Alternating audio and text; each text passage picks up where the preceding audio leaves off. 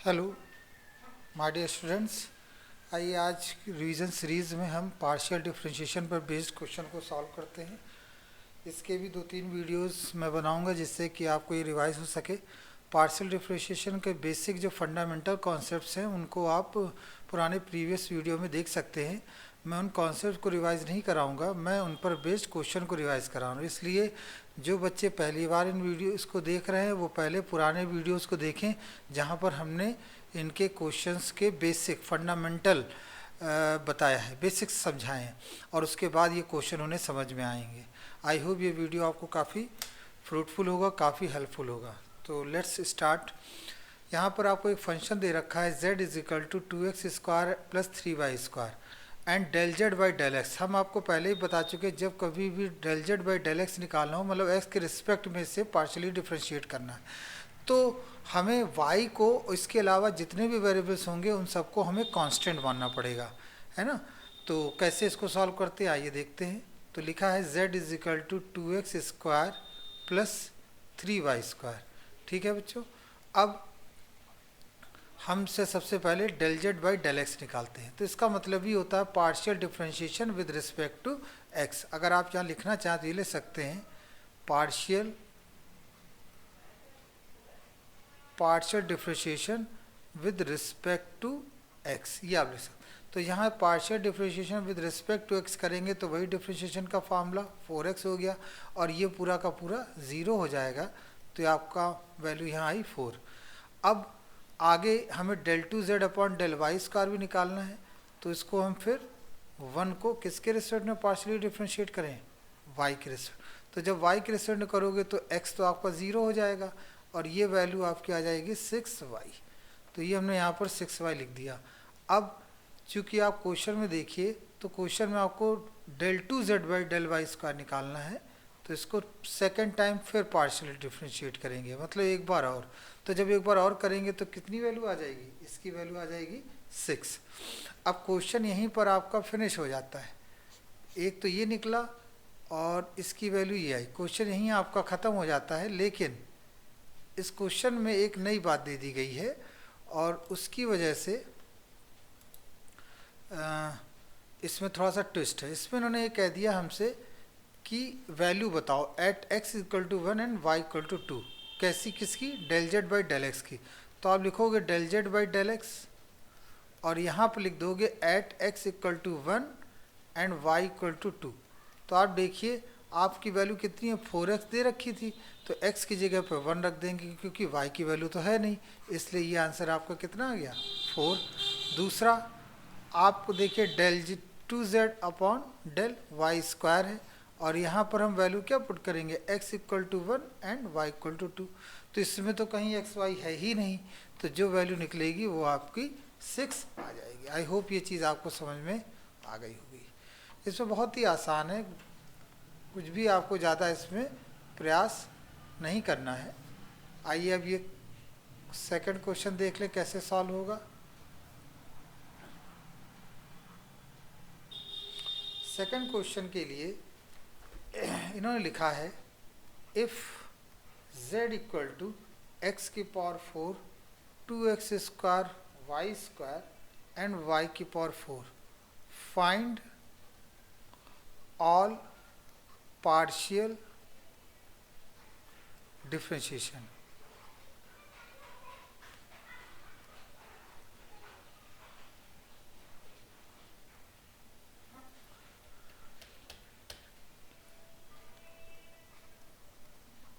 All का मतलब क्या हो गया बच्चों, यहाँ पर ऑल का मतलब ये है, ऑल का मतलब यहाँ ये हो जाता है बच्चों कि हम इसमें जितने भी तरह से पार्शियल डिफरेंशिएशन होता है वो सब लिखे। तो आप जानते हैं 4 टाइप्स के पार्शियल डिफरेंशिएशन होते हैं।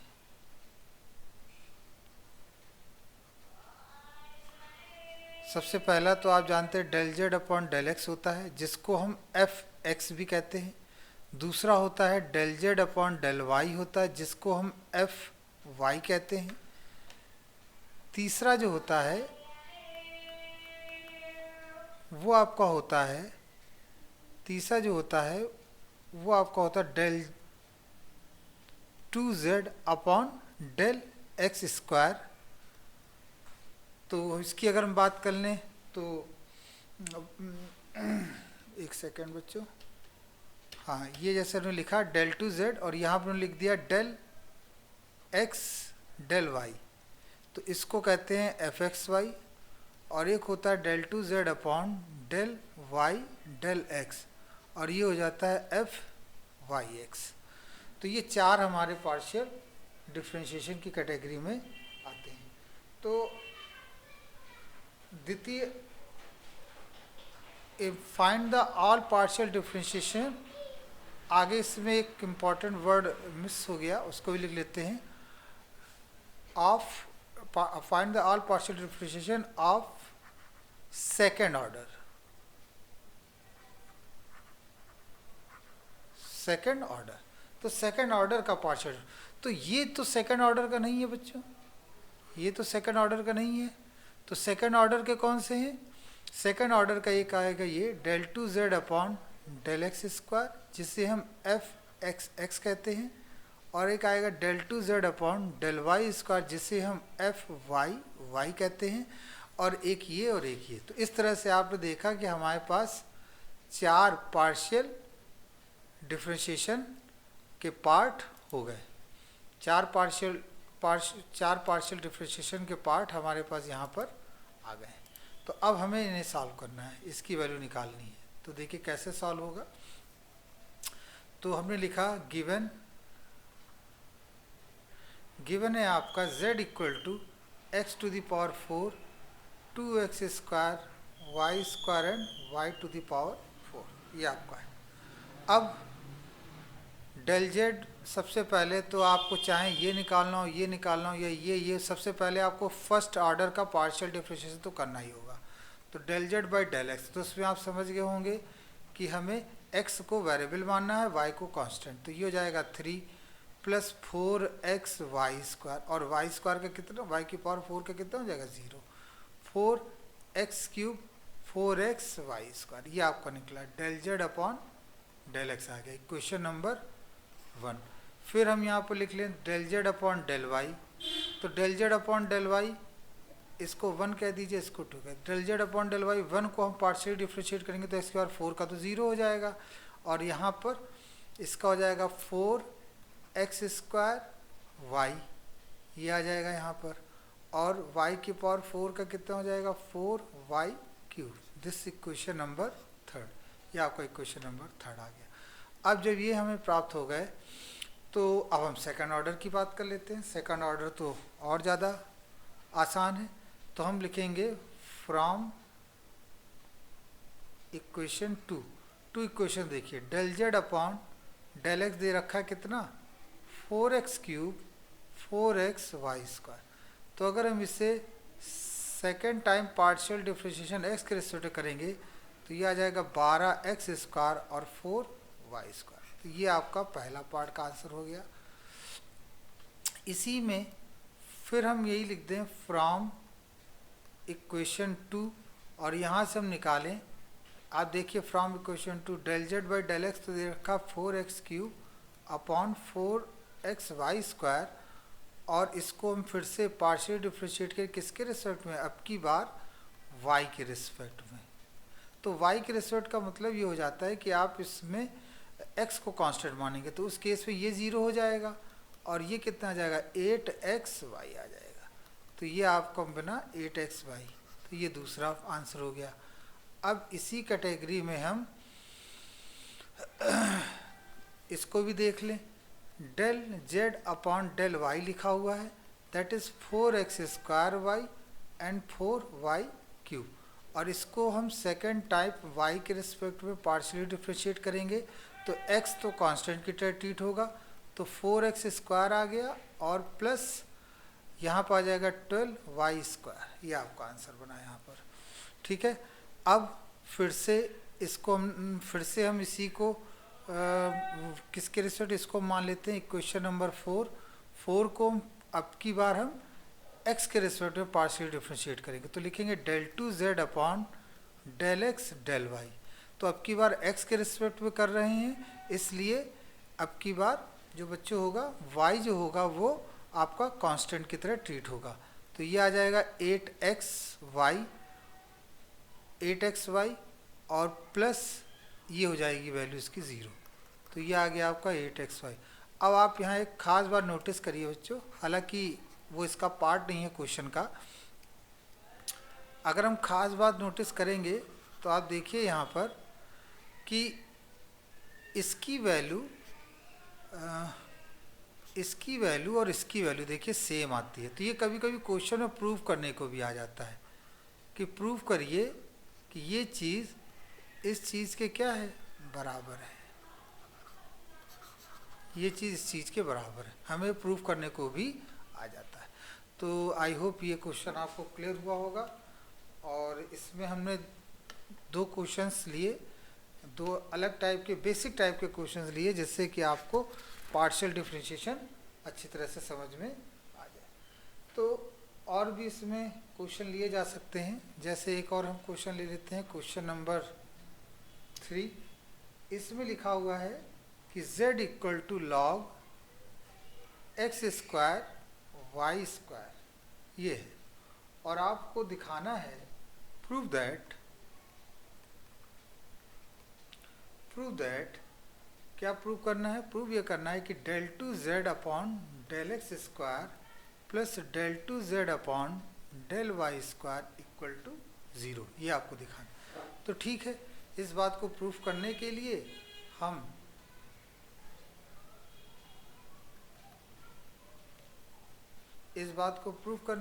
हम सॉल्व करते हैं फिर क्वेश्चन को। तो देखिए यहाँ पे z दे रखा है log X square plus Y square. तो सबसे पहले तो हम इसे एक बार पार्शियली डिफ्रेंशिएट करेंगे, del Z by del X. तो आप देखिए ये t हो जाएगा, ये सब हम पहले बता चुके हैं, हम यहाँ पर केवल क्वेश्चंस की प्रैक्टिस करा रहे हैं। t हो गया, फिर आप पार्शियली डिफ्रेंशिएट करेंगे उसे जिसे हमने t माना, किसके रिस्पेक्ट में, x के रिस्पेक्ट में। तो ये हमने लिखा, और यहाँ से आ जाएगा 2x अपॉन में X square plus Y square, ये हो गया आपका सेकंड। चूँकि इसी को फिर से एक बार पार्शियली डिफ्रेंशिएट करते हैं क्योंकि क्वेश्चन की डिमांड यही है, तो हम इसे फिर से यहाँ पर न्यूमरेटर और डिनोमिनेटर का कॉन्सेप्ट लगेगा। तो हर मतलब एक्स स्क्वायर वाई स्क्वायर को वैसे ही लिख दीजिए, और जो न्यूमरेटर है उसको पार्शियली डिफ्रेंशिएट करिए, ये लिख दिया। फिर माइनस न्यूमरेटर को वैसे लिख दीजिए, डिनोमिनेटर को पार्शियली डिफ्रेंशिएट कर दीजिए, और अपॉन में X square plus Y square का होल स्क्वायर।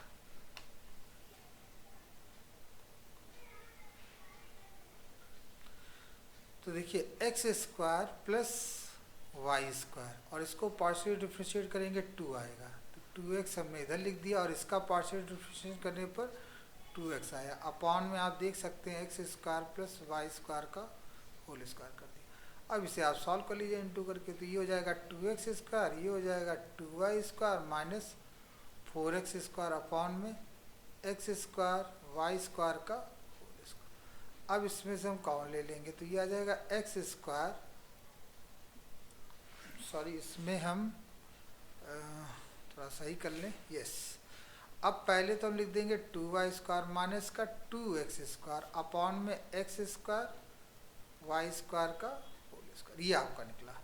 ये क्या बच्चों निकला, ये आया आपका del 2z upon del x square. अब बारी आती है कि आप जो यहाँ लिख रहे हैं उसको भी लिखे। तो लिखा है आपका